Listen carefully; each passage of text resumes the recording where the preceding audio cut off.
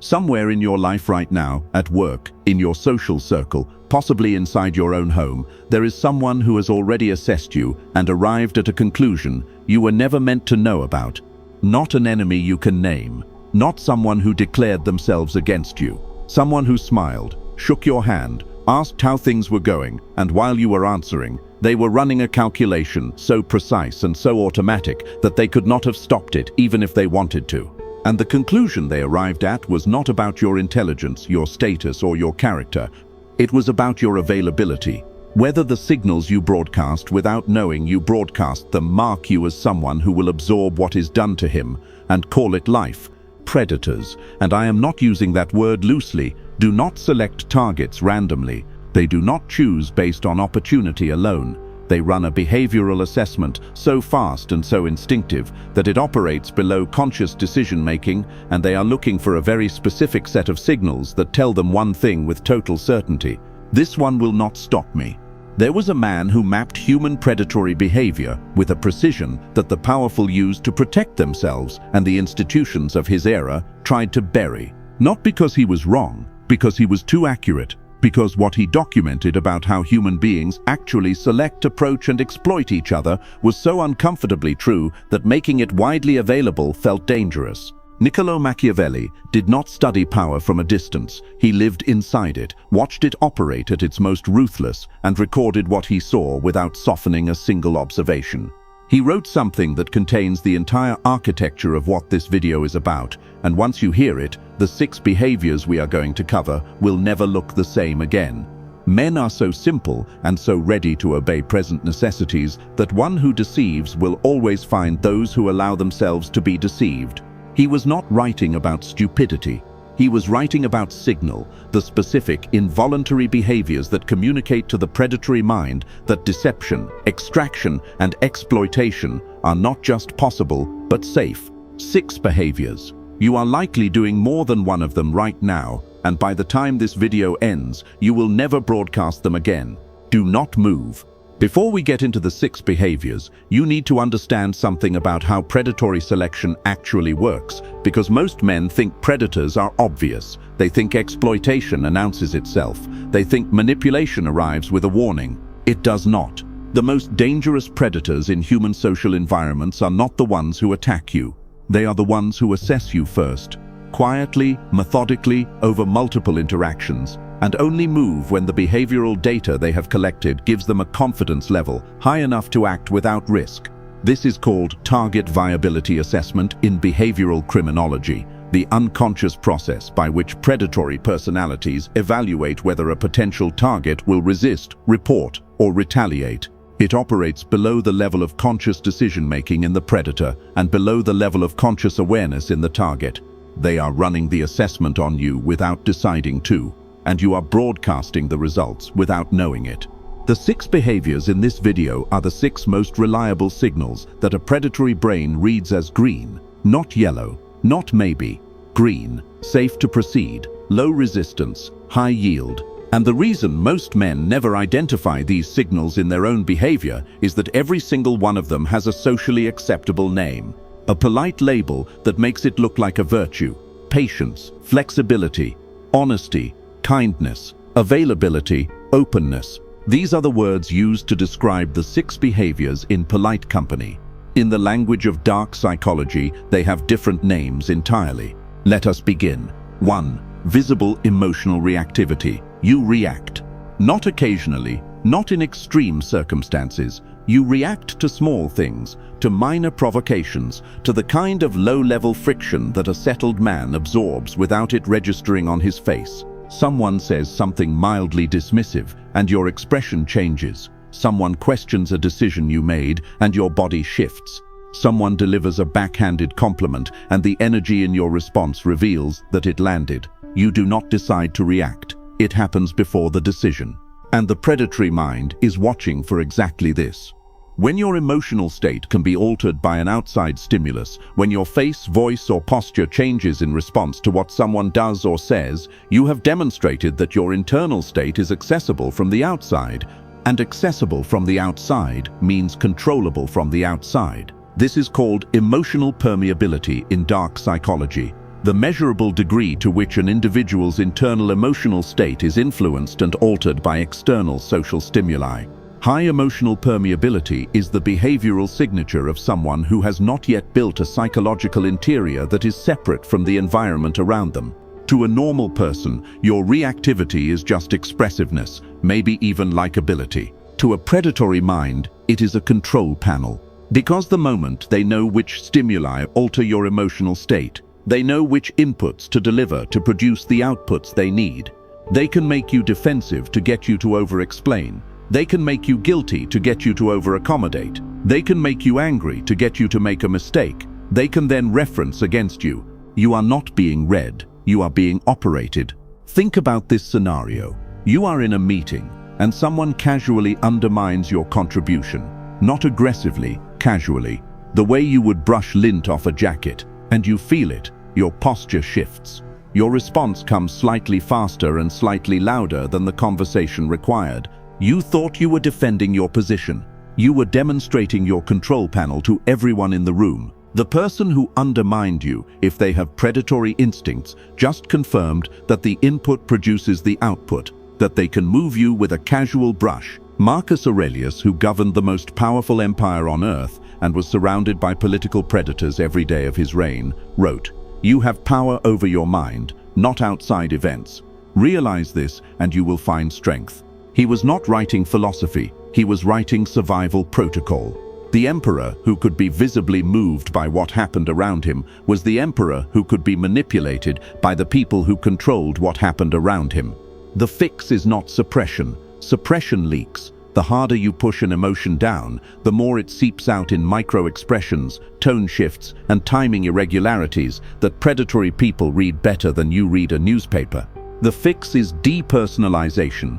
The practiced ability to observe what is happening to you from a slight internal distance, the way a doctor observes a patient's symptoms. The stimulus arrives, you witness your own reaction to it, you choose whether to act on the reaction or let it pass through you without producing a visible output. That gap between stimulus and visible response is the armor. Build it. Because without it, you are advertising exactly what moves you to everyone watching. 2. Compulsive overexplanation. They asked you a simple question, or they made a mildly skeptical comment, or they just looked at you with an expression that suggested they were not fully convinced.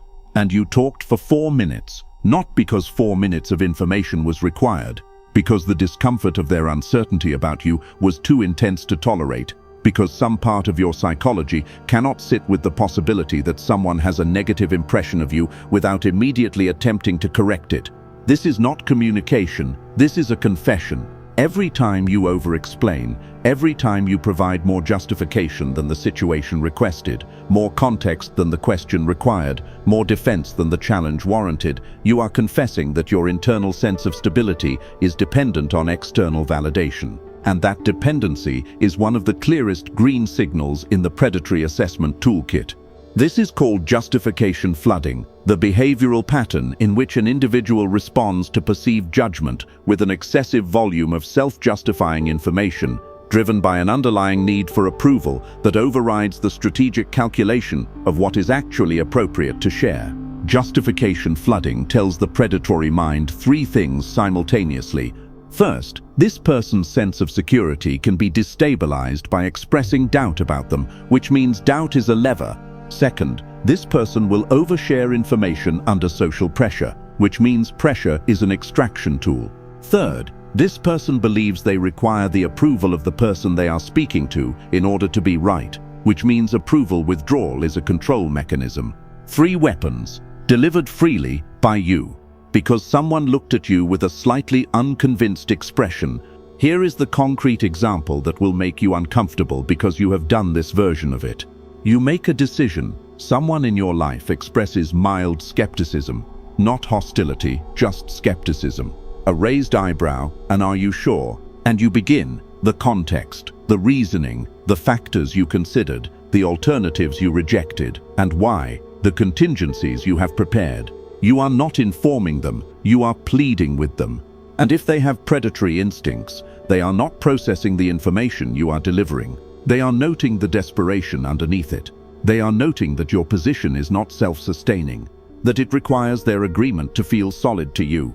And now they know that withholding their agreement is a lever they can pull whenever they need something from you. Machiavelli was precise about this. He wrote, "The one who adapts his policy to the times prospers, and likewise the one whose policy clashes with the demands of the times does not." The demand of every high-stakes interaction is economy. The man who says the most with the least is the man who appears to have the most, because surplus communicates itself through restraint. Stop explaining. State. If they need more, they will ask, and if they do not ask, the absence of their approval costs you nothing because you never needed it.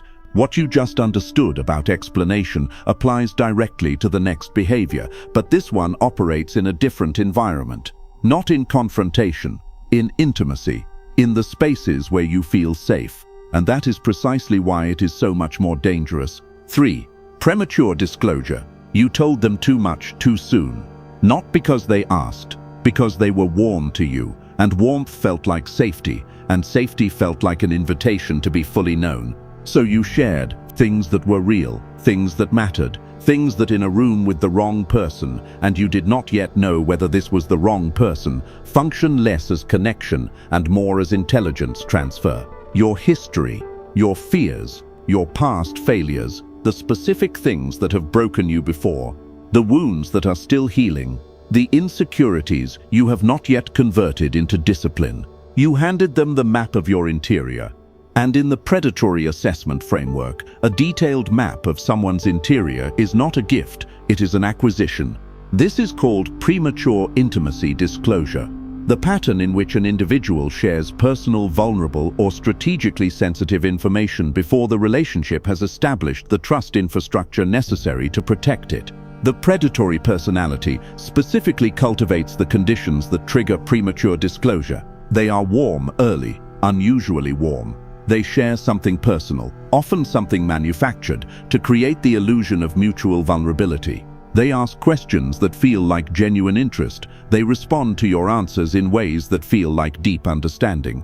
This technique has a name in clinical psychology. It is called manufactured rapport, the deliberate creation of the subjective experience of deep connection through mirroring, strategic self-disclosure, and targeted validation for the purpose of accelerating the target's willingness to share sensitive information.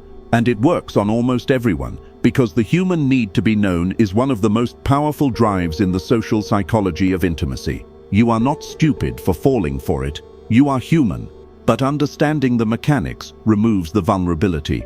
When you share your fears early, you hand them a targeting system. When you share your past failures, you hand them a credibility attack vector.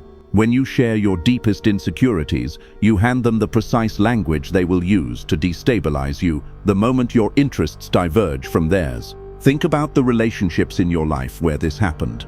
The friend who knew everything about your psychology and used it against you in the first serious conflict. The colleague who was warm in the first weeks and referenced your vulnerabilities the first time you competed for the same thing. The partner who held your past failures and deployed them in arguments as evidence of permanent character. You did not just share information, you armed them. The rule is not coldness. The rule is earned access. Information about your interior is not a social gift you give to people who are warm to you. It is a territory you allow people to enter after they have demonstrated over time that they will protect what is inside it. Share the surface, protect the depth, let time be the entry requirement. The people who deserve access will wait. The people who pressure you for access early, who make you feel that withholding is coldness, that privacy is damage, those people are telling you exactly what they plan to do with it. 4. Chronic availability. You are always there. Texts answered immediately, requests accommodated without friction, presence offered before it is asked for, schedule adjusted to fit others without negotiating the cost. Every time someone needs something, you are available, and your availability is so consistent, so automatic, that it has stopped being a gift and become an expectation. You think this is loyalty. In the predatory assessment framework, this is a resource inventory with no security system. Chronic availability communicates one thing with devastating clarity. This person's time, energy, and attention have no enforceable price. They have been offered at zero cost often enough that the market has established the value. 0. And a resource with no price is a resource that can be extracted without limit because the extraction produces no consequence. This is called availability exploitation, the process by which a predatory personality identifies an individual whose consistent availability has established a precedent of cost-free access and systematically increases extraction until the individual either collapses or finally enforces a limit that the predator then frames as a betrayal. That last part is important. When you finally say no, after months or years of unlimited availability, the predatory personality does not recalibrate. They perform injury. They make the no into an event. They reference the history of your availability as evidence that the no is unreasonable. You've never had a problem with this before.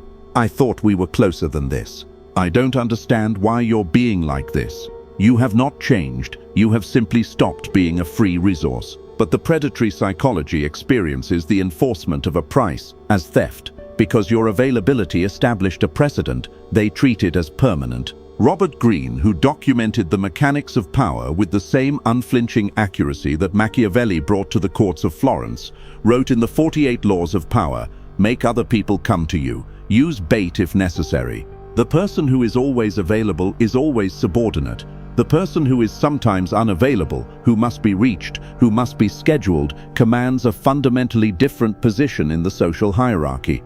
Scarcity is not manipulation. It is the authentic expression of a man who has things that matter more than the immediate comfort of whoever is reaching for him. Stop being reachable at all times. Not as a game, as the genuine behavioral evidence of a man who has a life important enough to protect from interruption.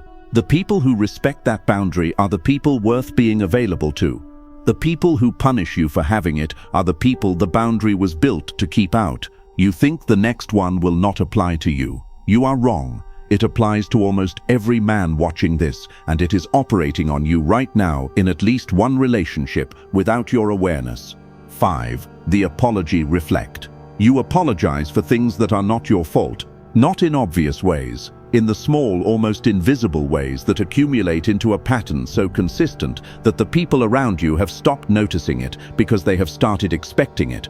Someone bumps into you and you say sorry. Someone is inconvenienced by something you did not cause and you apologize.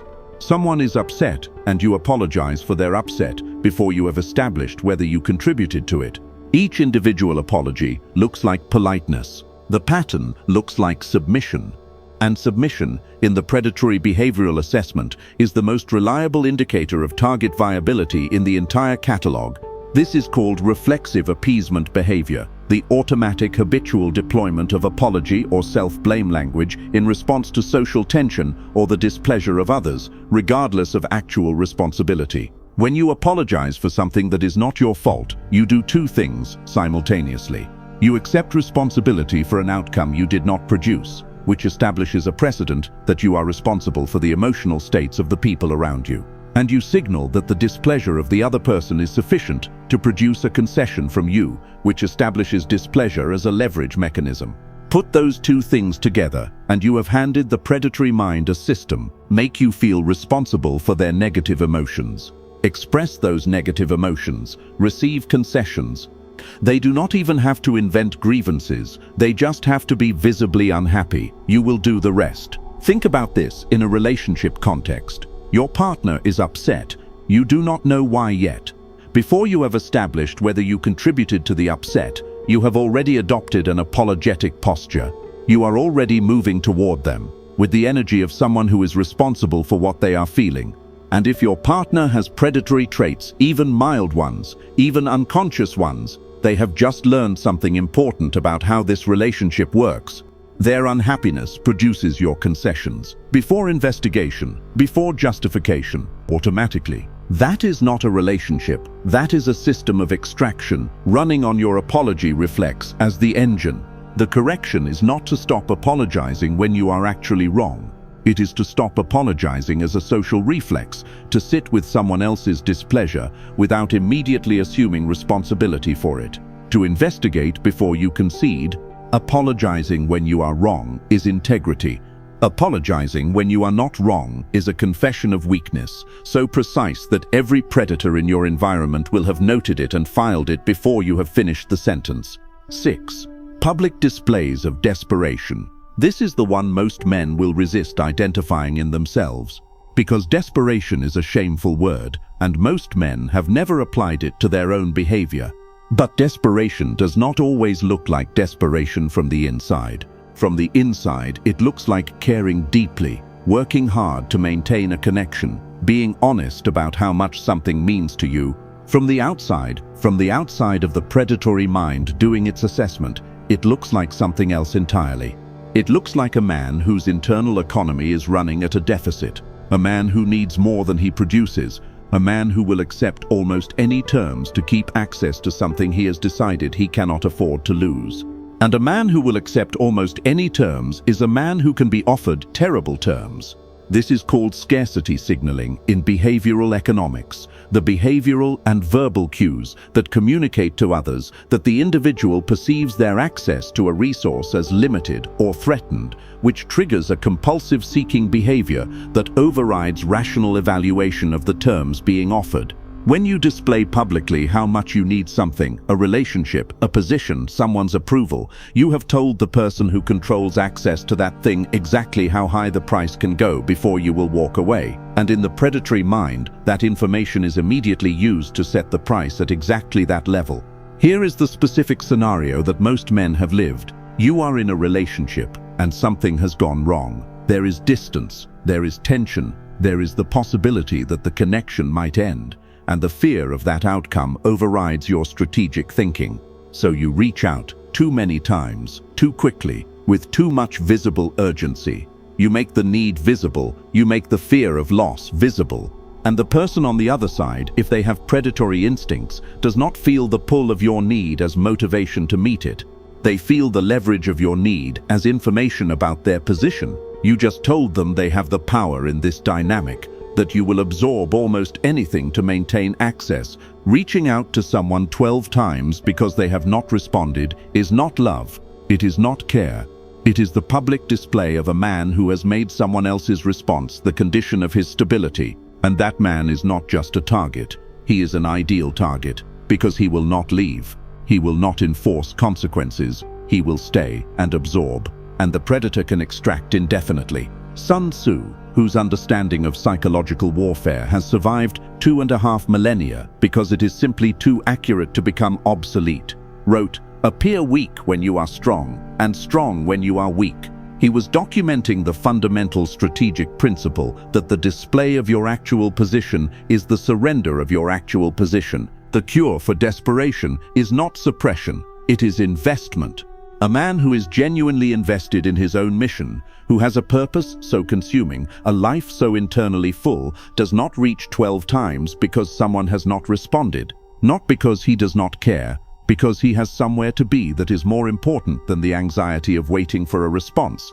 Build something that matters more than what you are afraid of losing. Because as long as the fear of losing something is bigger than what you are building, you will keep broadcasting the signal that every predator in your environment is looking for. Now step back from the 6 behaviors and look at what they share. Visible emotional reactivity, compulsive overexplanation, premature disclosure, chronic availability, the apology reflex, public displays of desperation. Every single one of them communicates the same thing in the predatory behavioral assessment. This man's internal world is governed by what happens outside of him. His emotional state responds to incoming stimuli, his communication volume responds to perceived judgment, his information sharing responds to warmth, his availability responds to demand, his apologies respond to displeasure, his desperation responds to the threat of loss. He is externally governed. And an externally governed man is a man who can be operated by controlling the external inputs, which is exactly what a predator does. Machiavelli understood this as the foundational principle of all exploitation. Men whose need for immediate satisfaction, immediate approval, immediate resolution, made them permanently vulnerable to anyone patient enough to provide those things strategically rather than genuinely. The protection against all 6 behaviors is not a technique. It is the construction of an internal world so solid, so self-sustaining, and so anchored in something real that the external inputs lose their governing power. When your emotional state is anchored internally, it does not spike when someone is dismissive. When your communication volume is anchored internally, it does not flood when someone is skeptical. When your information sharing is anchored in earned trust, it does not open prematurely to manufactured rapport. When your availability is anchored in your own priorities, it does not bend automatically to every demand. When your apologies are anchored in actual accountability, they do not fire reflexively at every display of displeasure. When your sense of abundance is anchored internally, you do not display desperation because you genuinely are not desperate. This is not coldness. This is the architecture of a man who cannot be read by predators because the control panel is inside, and inside is where no one gets access without earning it over time. Through demonstrated trustworthiness, in conditions you set, that man is not a target. He is a wall. And predators do not probe walls. They move on to the next available surface. Become the wall. If this video reached something real in you, if even one of those 6 behaviors produced that specific cold recognition of seeing your own pattern named precisely, like this video, not as a formality, because it means this content found someone who needed it. Subscribe if you have not. This channel exists to deliver the kind of precision that most platforms are too cautious to give you, the dark psychology of human behavior, laid out without softening, without the therapeutic framing that makes uncomfortable truths easier to dismiss. What I delivered in this video is what this platform allows. The 6 behaviors are the surface layer of a much deeper framework. Beneath them are the specific counter-protocols, the exact behavioral and psychological moves that not only eliminate the target signals, but actively communicate to predatory personalities that the assessment has been completed, and the result is, do not proceed. Those frameworks exist behind the join button below. Inside is a small and deliberately selective circle of men who have decided that operating blind in a world that runs on psychological mechanics they were never taught is no longer acceptable. Men who want the full architecture, the dark psychology of target selection, manipulation, defense, and predator identification at the level of detail this format cannot contain. This is not for everyone. It was never designed to be. If you watched this video and felt not just recognition but the specific urgency of someone who wants to go further, the join button is below. The men inside already know why they pressed it. The circle stays small because that is what makes it worth being inside. You stayed until the end. That says something. In a world engineered to fracture attention in 30 seconds, the discipline to stay with something this direct, this confrontational, this precise, that is not common. Guard that discipline, the same way this video told you to guard everything else. The predators in your life are still running the assessment. The only question that matters now is what the assessment returns when it runs on you. Make sure it returns one answer, not this one. I will see you in the next one.